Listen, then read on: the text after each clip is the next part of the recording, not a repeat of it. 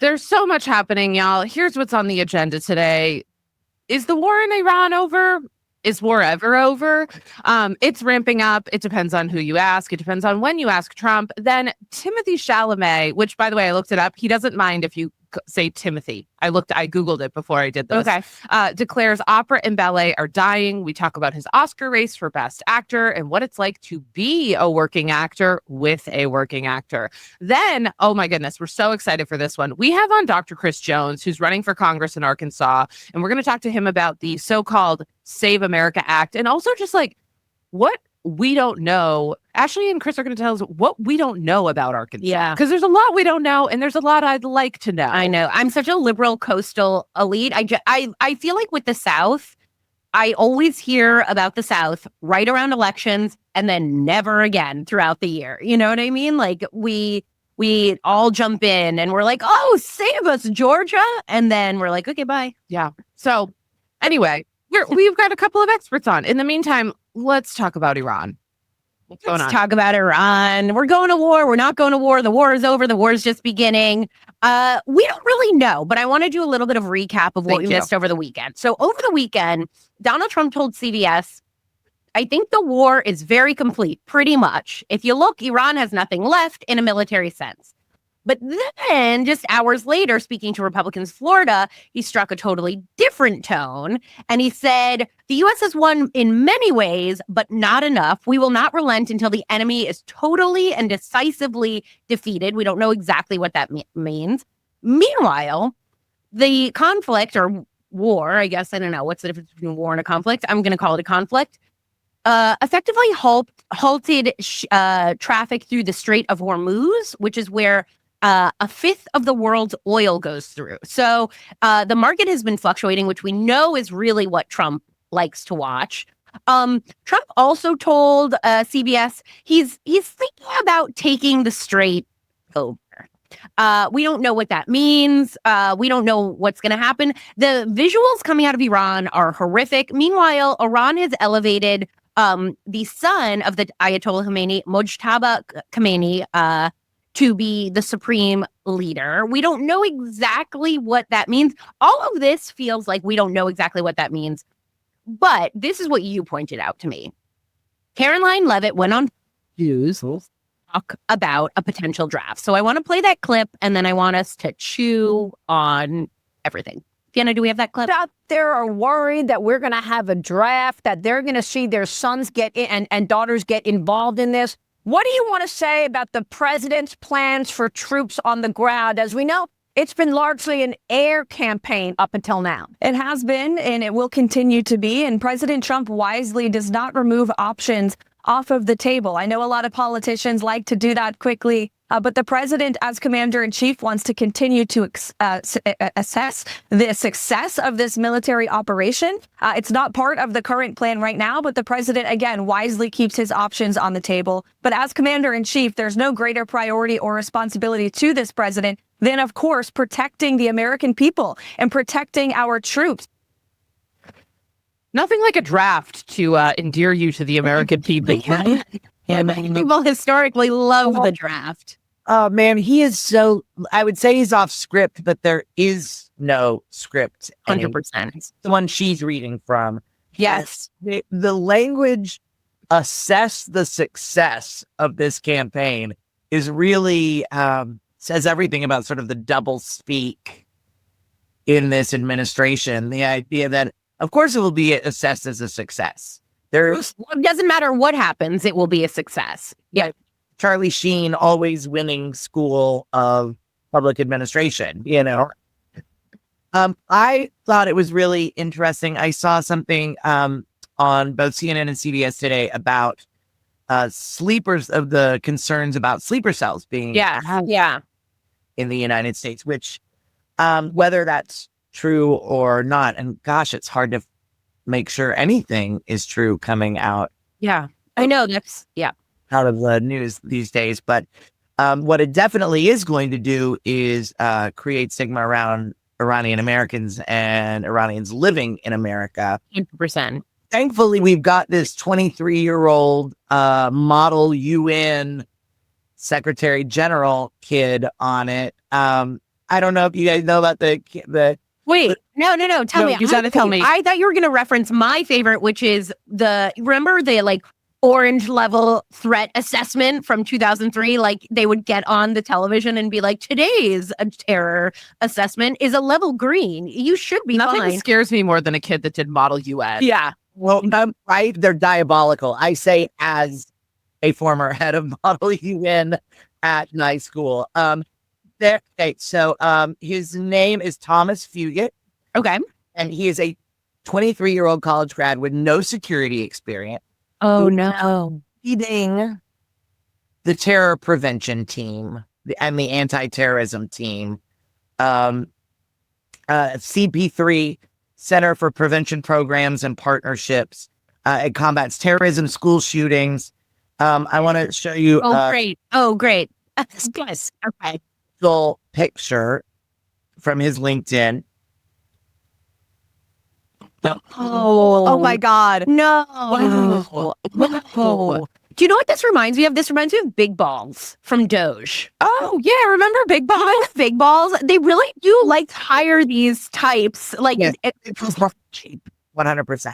Yeah, it's giving Big Balls. I don't know. That guy's not as hot as some of Trump's other types. Like Trump usually likes like a hotter dude. Yeah, he does like a hot dude. He likes a hot dude. Yeah, like Pete Hegseth, who, by the way, I thought this was really interesting. Pete Hegseth is out there being like, yeah, maybe the United States really did accidentally kill a bunch of schoolgirls in a bombing. And Trump is like, I don't know. We don't know. We don't know. You know, like they're right. Like, we don't know. It's unbelievable. And it's like, well, if you don't know, then who the F does? Yeah, exactly. Yeah. And he's like, crowdsource that information. Like, yep. Well, I was also thinking that it's kind of interesting that, they say we're going to replace the regime and then they replace it with the supreme leader's son. And so I was listening to like how the Iranian people feel about that. And basically, from what I understand, a lot of people feel like this particular supreme leader that we had that was in there before was just so incredibly cruel and more cruel than like absolutely necessary. So basically anything is better. But to me, it's sort of like if we took Trump out and then they were like, guess who's coming in? No, Don. Oh, yeah, it's more John Jr. Yeah, that's true. Jr. It's Don Jr. And so, but I understand. It made me understand more why for the Iranian people this would be like, well, anything is better than what we have, right? And so, but I to that point though, going back to the draft for a minute. I did want to point out, like, there's this old narrative around the draft, and I was reading a little bit about how World War I kind of ended the Gilded Age, and World War I is a time where selective service is a huge thing, right? So anyway, why is it only that they think mothers care about the draft? Interesting, right? Well, it's the whole language around women are only we only count as mothers, sisters, and daughters, right? Like, yes, narratives around essays and rape are all about like, what if it was your daughter? Yeah, I have sisters. I would never do that. Yeah. What if she was a perfectly autonomous human being, right? Like only insane. But to be honest, like if the draft goes, it is going to be the only way that I'm like, well, thankfully trans people aren't involved. True. All right, the elimination of service for out trans people and like at least they maybe won't get drafted. Yeah. One silver lining in this whole story. Okay, so like to your point, I think that Trump is just doing a Venezuela. I think he saw Venezuela and he was like, hey, that kind of worked out. We did a strike. We put in Delcy Rodriguez and like nobody seems to be saying anything about it. And so I think like part of his push, like I don't think he wants draft. I don't think he wants boots on the ground. I think he got out over his skis. I think that he like struck Iran and then was like, oh, what are we going to do? Like, I don't think he wants to be there. And I think that's part of what this push and pull is he likes a strike because he figured out like, ooh, it turns out I'm commander of the United States Army. Like, love that for me. Like, this is what they erect statues of. But yeah. I think he's going to try and get, like, I would be surprised if there really was a draft at the end of the day. Oh, there's not going to be a draft. This is just something that they're talking about. Although I'm going to say something nice about Caroline. Ooh. That's the best we've seen Carol Alec in ages. Yeah, that's true. I was thinking that too. And I think it's because she's dissolved some filler. Oh, it happens. Well, maybe so. I think she saw and she's like, let me pull back. I know. She was wearing like a Spanx top. Like she had on like a green blazer, and then it was just like a Spanx like camisole, which I do appreciate. But you know, I don't know. I think one of the things, I was listening to this great podcast yesterday with Christopher Lydon on Open Source. People are like, "Oh, do you listen to Call Her Daddy?" I'm like, "No, I listen to an 80-year-old political commentator from Boston." Like this tiny small podcast that they once emailed me, and they were like, "Why do you listen? Why are you asking me?"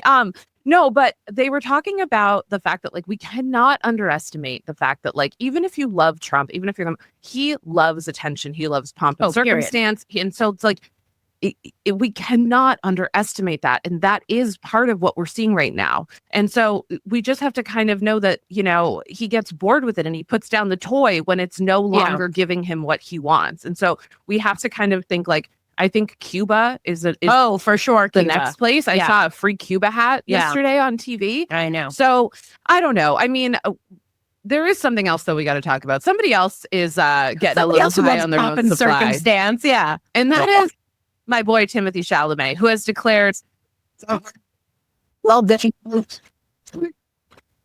similar personality. You know, like there is a certain narcissistic strain that they're both New Yorkers. They're both New Yorkers. Yeah. Hey.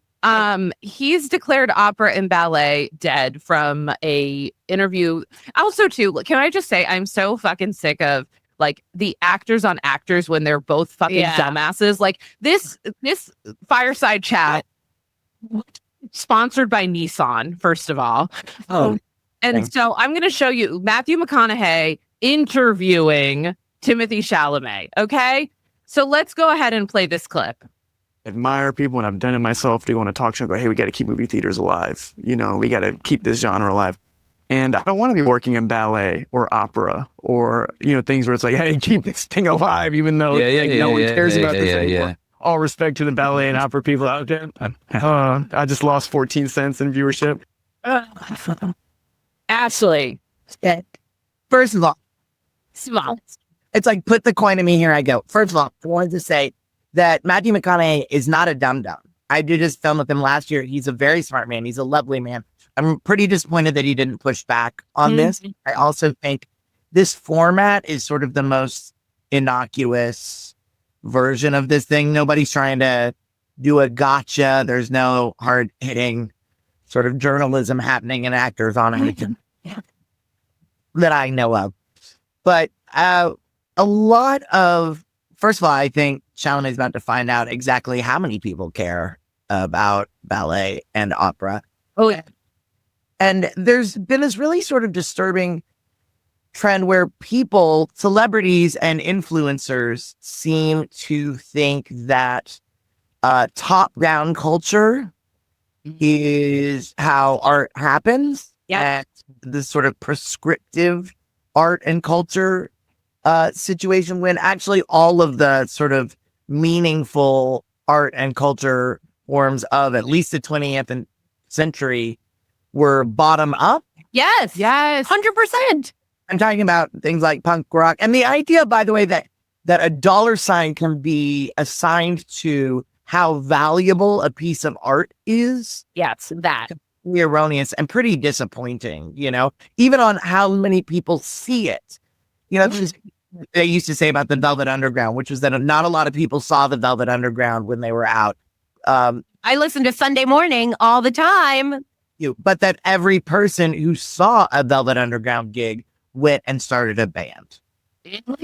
Oh, interesting. And I also want to highlight that what he's also sort of, what's catching strays in this moment is that a playwright named Jonathan Tolan's talked to me about this years ago, and I think about it all the time, that ballet and opera were receiving a lot of attention and a lot of money and excitement in the 70s and 80s. And what happened is the AIDS crisis. Oh, interesting. What happened, Reagan? The vibrant community around ballet and opera, because those were the people that were out and about, and those were the people that were celebrating life. Those are the people that were inordinately affected and killed and decimated. Right. Yeah. Right. An entire generation. They have been fighting that ever since. And the ignorance around a statement saying that opera and ballet is dead is just like a super tone deaf pass for me. It's such a... So I was saying before the show, I like when Timothée first came on the scene and it was like, I'm in pursuit of greatness. I was not anti-Timothée. I was sort of like, I get it. You know, like, you love your craft. You want to be the best. We were just saying before this, like, you guys on the Gilded Age are like actors on actors being in a good way, in like a craftsmanship way. Like, I'm not anti in pursuit of greatness. And then I saw this clip and I was like, you're not in pursuit of greatness. You're in pursuit of fame. You know, like, it doesn't, you know, like somebody who believes in their craft and the arts, which, by the way, like ballet, opera, acting, like, they're all derivatives of the same skill set, I think. Can I just say, you cannot tell me that this isn't a little influenced by the PR machine that he is now in with the Kardashian family, because the next thing he says is, I just lost 14 cents in viewership. I don't think that 10 years ago he would have even thought that way. He wouldn't have known to think that way. Yeah. And now he knows, I can kind of say anything I want. I mean, I said this on social media. Everyone got mad at me. I'm like, people died at Astro World, and the Kardashians made everyone forget about it. So if you're in the Kardashian PR machine, you think you can throw opera under the bus, you think you can throw ballet under the bus, and the only place that your brain goes isn't to the arts or, you know, how you could have hurt someone who you probably worked with, by the way, but instead, like, I just lost money. Right. And I agree. I thought that he was a young man who took his craft and art seriously. And it's just a really disappointing turnout. And I think that's a great point, that he's now part of a greater PR machine that is maybe, I don't know, sort of assessing value by dollar signs, not by impact. He grew up in Mitchell-Lama housing, which you're in New York, Ashlie. You know, that's public housing for working artists. He went to public high school at LaGuardia Arts. Like, I have friends who went to LaGuardia Arts. It was for the people. Like, part of why I respected him is, like, he came from, like, the working arts. Before we go, predictions, does it hurt his Oscar run? Do you think that that the powers that be say, like, nobody wants to see this win? I think that after there's been a lot of bad press around the Safdies in general, in particular Josh Safdie, the director of Marty Supreme, and I think that they were sort of hoping that Chalamet would be able to rise above that fray. I worked on that film and are very proud of that film, and I it's a shame that I think he may have torpedoed his chances here. Also, like, Michael B. Jordan is just inevitable. Like, kind of think he was the front runner anyway. I agree. So yeah, I don't. The shot is looking longer and longer, but you know, people have short memories.